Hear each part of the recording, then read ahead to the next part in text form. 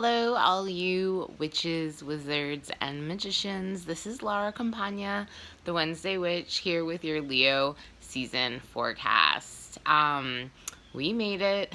We are in the second sign of summer, and for most of us, it's a great relief that Cancer season is over. Not because we do not love and celebrate all of the beautiful Cancers in our life, but because that month those 4 weeks were host to some of the most challenging astrology of the year. So congratulations, you've made it through, and things are going to start getting a little bit more exciting, fiery, lighter, brighter, and more sparkly in all of our lives. So the first card is the past. Now this is the Nine of Discs, gain. And for many of us, you may be thinking, I don't feel like I've gained a whole lot in the last few months. But the truth is that the Nine of Discs speaks to a spiritual gain.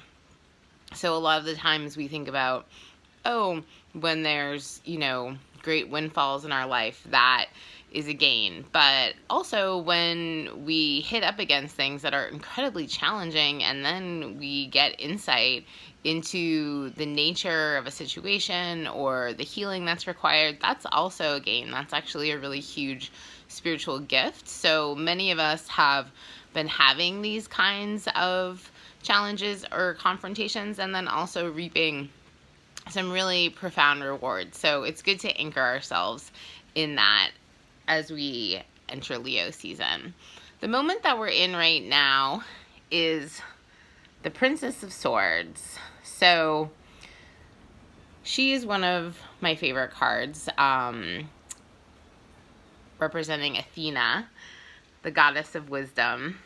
And, she is so capable, so strong, so adept, and yet her fears and her mental projections are causing her to feel insecure. And often when we're insecure, there's a lack of faith or inner sense of security that we'll be okay, that we'll be taken care of no matter what. And that's real and fair for so many of us. But the truth is that Athena really has everything that she needs to handle the situations before her. And I've been meeting and talking with folks who kind of can't believe that Leo season is going to be as fun and joyful as we can expect it to be. And the truth is that everything passes. So, all of the challenges have been real, and many of them will continue as we have the building towards the Saturn-Pluto conjunction in 2020. But, there's also so much good happening at the same time. Jupiter is going to station direct, and there's going to be a trifecta of fire trine. So it's just going to be a really lovely time. And we don't want to let our fears and projections of things, okay, it's nice now, but what if it gets worse again, stand in the way of us really enjoying the joy that's available to us in the moment. Our challenge is good old Saturn. So this is the 10 of Wands and Saturn in a fire sign. Saturn is in Capricorn right now.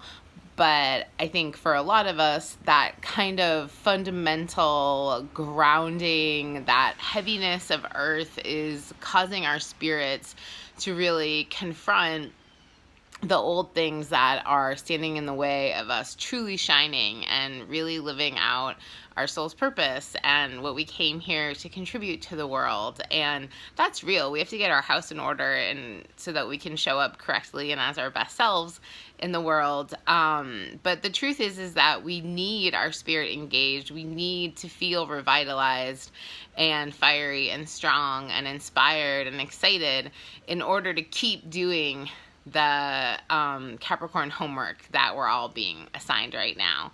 So the challenge that I think is really beautifully expressed in this card, and I use the Thoth deck painted by Lady Frida Harris, is that, all of those heavy lead pipes of karma aren't actually changing anything about the beauty and the power of the spirit behind it.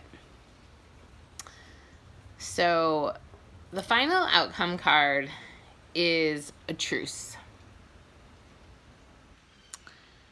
The Four of Swords. And, you know, we might not, I would say that we definitely will not be able to just say, okay, Cancer season's over. All of the emotional debris that's been churned up by the Mercury retrograde is past. But what we can do is to come into a greater sense of mental peace and alignment around the things that have been really challenging. So whatever kind of mindfulness practices you have that allow you to stay anchored when life kicks up, that is what the Four of Swords is offering. Because a truce isn't that anybody changes their mind, really. It's just that everybody agrees to continue to carry on living. You know, it's a real live and let live kind of a situation. And sometimes that's really the best that we can ask for. A lot of what we're exploring in astrology and in the world is these energies that are polarities, and we're being pulled in really different directions and have competing desires. And sometimes all we can really do is just allow the concurrent currents to flow at the same time. They're not always going to meet in the middle, but we can be in the middle no matter what. And so I actually pulled two helper cards, two wing cards for this Leo season. So the final one, Six of Discs, success. So I think there's just going to be so much good energy going on. It's going to be possible for folks to move forward with work and business and romance and creative projects. Just in so many areas of life, there's going to be lots and lots of good energy. And if you notice, the similarities between the Four of Swords is the Lotus in the middle, and the Six of Discs is the Lotus in the middle. So that inner centeredness is really a through line and the key to being able to get these really wonderful energies coming in and be able to ride them.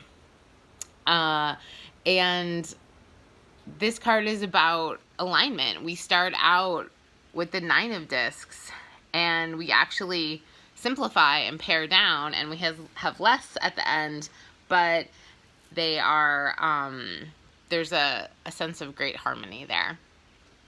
And the second wing card is the Two of Discs, change. So Jupiter in Capricorn. Jupiter is entering Capricorn this year, December 3rd. So right now we're kind of like full up on the exuberance of Jupiter in Sagittarius. It's really great. It's really exciting. Jupiter's gonna station direct Leo season. It's going to get even bigger, and we're going to really be able to have a sense of what the final phase of Jupiter's period in Sagittarius means to us, and what we're able to accomplish. And then Jupiter is going to move into Capricorn, and there's going to be this sense of a blessing in a place that has been challenging. So all of this is to prepare us for the really big changes that are to come, but also every little movement and moment matters along the way. So I am really excited that it's Leo season. I would love to hear how this Mercury retrograde has been playing for you, how Cancer season went, what you feel like you learned, what the eclipses brought in or took out, and just how it all goes and how it all flows. So I hope that you are having a beautiful beginning. This is July 23rd, and I look forward to hearing